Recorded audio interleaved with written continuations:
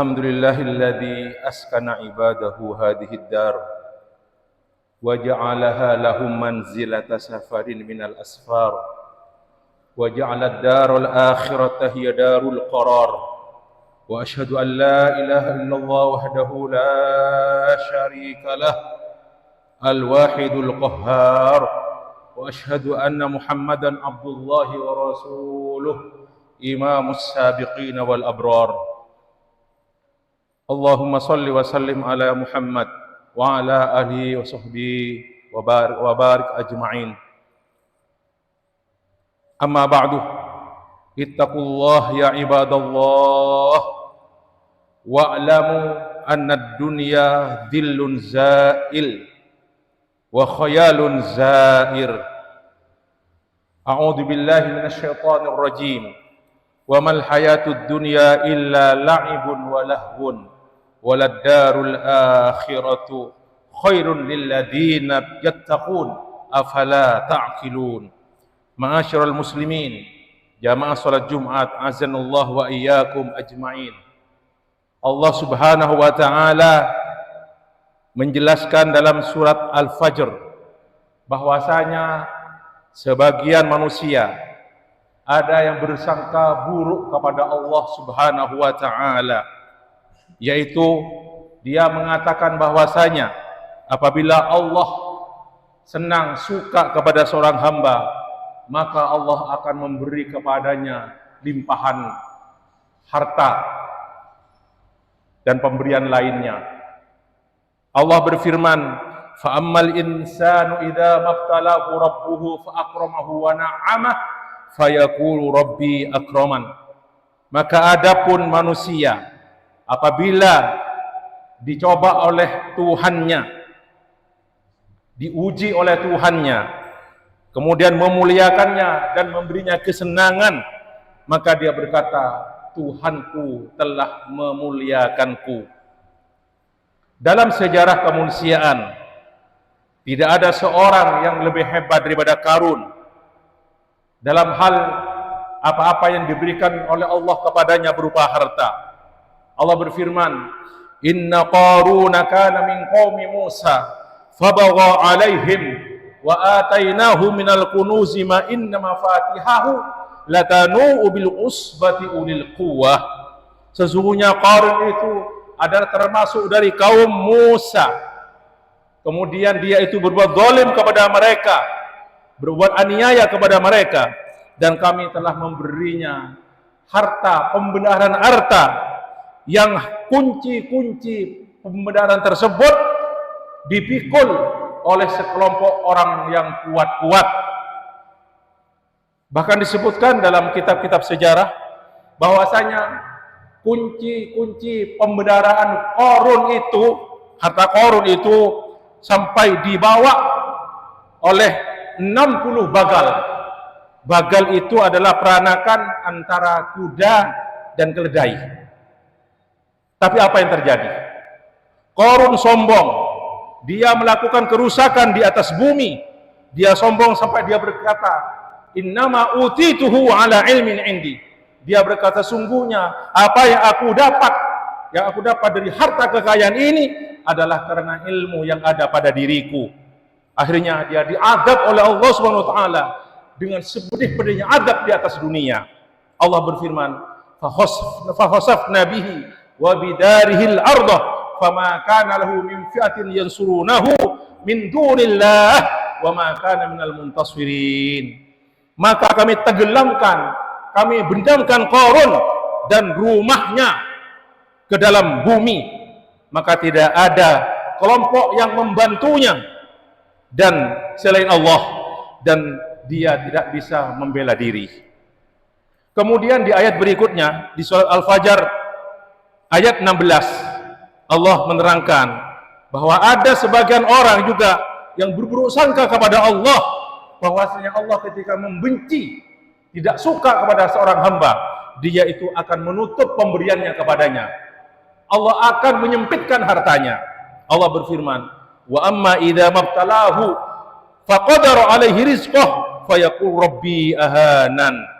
Dan apabila dia diuji oleh Tuhannya dan dipersempit rizkinya, maka dia berkata, Rabbi ahanan, Tuhanku telah menghinaku.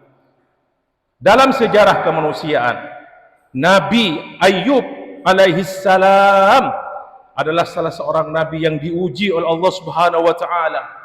Dia sebelumnya banyak harta, dia kaya raya, tapi diuji oleh Allah, hartanya habis semuanya. Lebih dari itu, dia juga diberi penyakit oleh Allah Subhanahu wa taala sampai tidak tersisa dari badannya kecuali tulang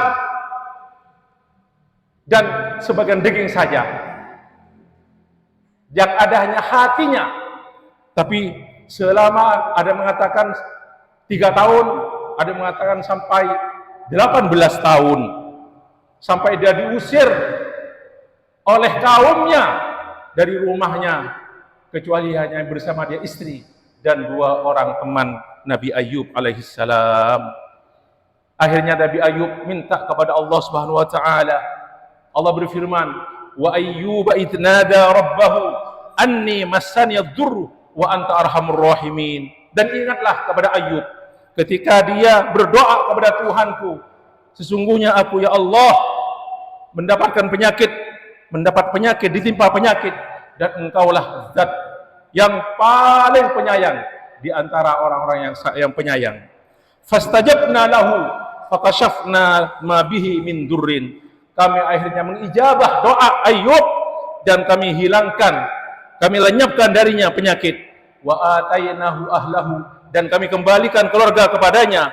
Wa mislahum ma'hum, dan kami tambah berlipat-lipat mislahum ma'hum, keluarganya. Rahmatan min indina, sebagai rahmat dari kami.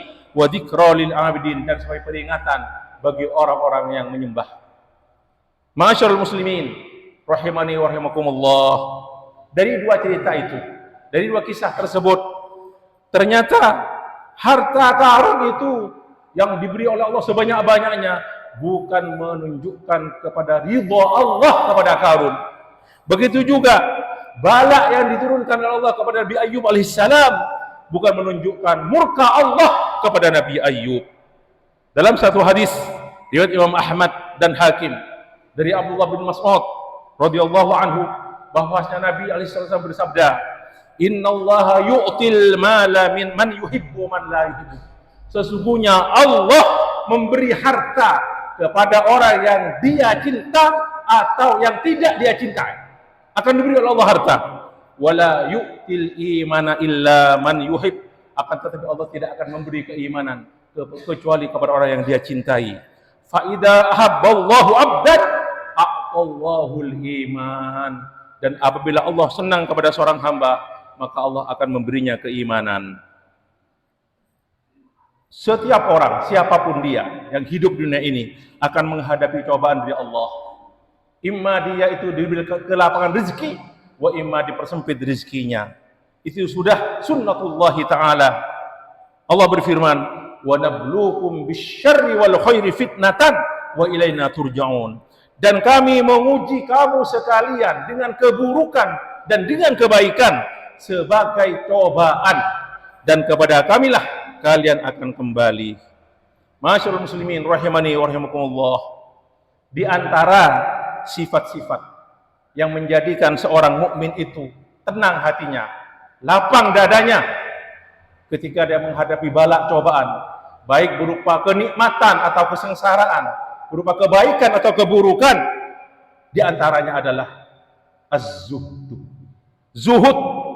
Zuhud artinya adalah tidak bersedih hati.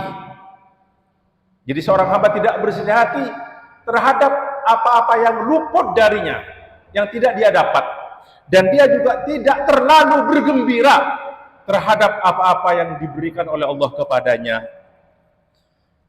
Diriwayatkan dari Imam Ali radhiyallahu anhu, beliau berkata, zuhud ada di antara 2 kalimat dalam Al-Quran.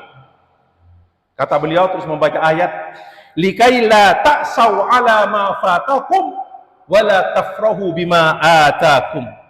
Agar supaya kamu tidak bersedih hati terhadap apa yang luput darimu, dan tidak terlalu bergembira atas apa-apa yang diberikan Allah kepadamu.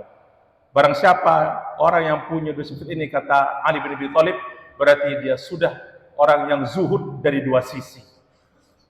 Yang kedua adalah di antara sifat yang bisa menjadikan seorang lapang dada, tenang hatinya, adalah syukur dan sabar.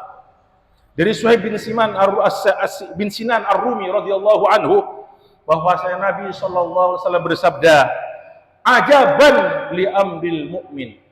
Mengagumkan perkara orang mukmin itu. Inna amrahu kullahu khairun. Sesungguhnya semua perkara orang mukmin itu bagus. Wa laisa dzalika li ahadin illa lil mu'min. Dan hal itu tidak dimiliki kecuali oleh seorang mukmin. In asabahu khairun, in asabathu sarra syakara. Kalau dia mendapat kesenangan, maka dia bersyukur. Fakana khairan lahu. Hal itu baik baginya. Wa in asabathu dharra'u, kalau dia mendapat penderitaan, sabar, dia bersabar, fakana khairan lahu, maka hal itu baik baginya. Hadis sahih rawahul Imam Muslim. Masyaallah muslimin rahimani wa rahimakumullah. Sifat zuhud, sifat syukur dan sabar tidak akan didapat oleh seorang hamba kecuali hamba yang betul-betul kuat imannya, tebal imannya, dan selalu bertakwa kepada Allah, selalu melakukan amal saleh.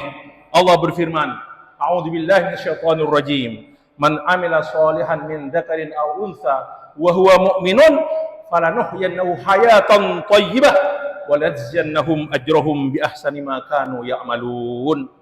Barang siapa yang mengerjakan amal saleh, baik dari laki-laki ataupun perempuan, dalam keadaan beriman wa mu'minun, maka sungguh kami akan memberi kehidupan baginya, kehidupan yang baik, dan sungguh kami akan memberi pahala kepada mereka dengan pahala yang lebih bagus, lebih baik dari apa yang mereka kerjakan.